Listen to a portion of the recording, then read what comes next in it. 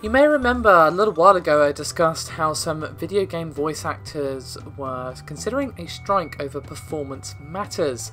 And now I have a bit of an update for you, as an overwhelming majority of the Voice Actors Union members of SAG-AFTRA have voted to authorise a strike as a final means of negotiation tactics.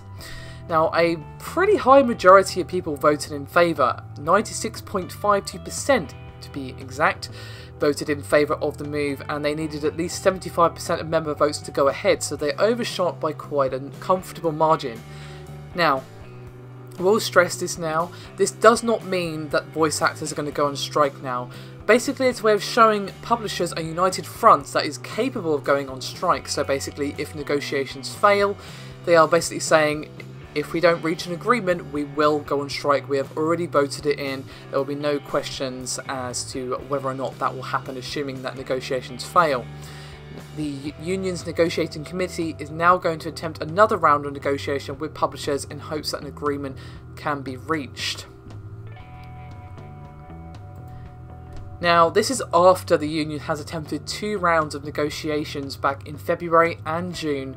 Both of them have failed to bring agreeable terms, so it's not like they've jumped straight to it, and they're still not jumping to it. It's more just like, right, okay, if this fails again, we are going to do this as a final thing if negotiations fail once more. This is a topic that still continues to divide. There are definitely problems with this, and I can kind of see where they're coming from in terms of the conditions that they have to work in, the fact that a lot of them are doing mocap work even though that's not really their job, and of course the voice can indeed make the game.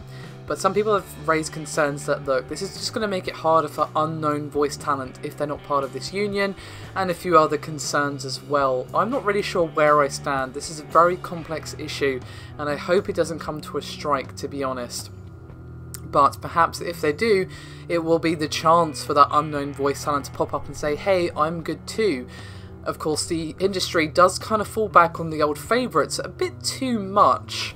But of course, they're favourites because they're very good at their jobs. But I definitely feel like we should be doing more to give new voice actors a chance. But I don't know, it's really complicated. A strike could be bad in numerous ways. New talent rising to the surface could just be an upside of the badness that would be a strike. So I don't really know. Let me know your thoughts, guys. I'm really torn on this topic. I genuinely don't know what to say. Thank you very much for watching. I'll see you next time.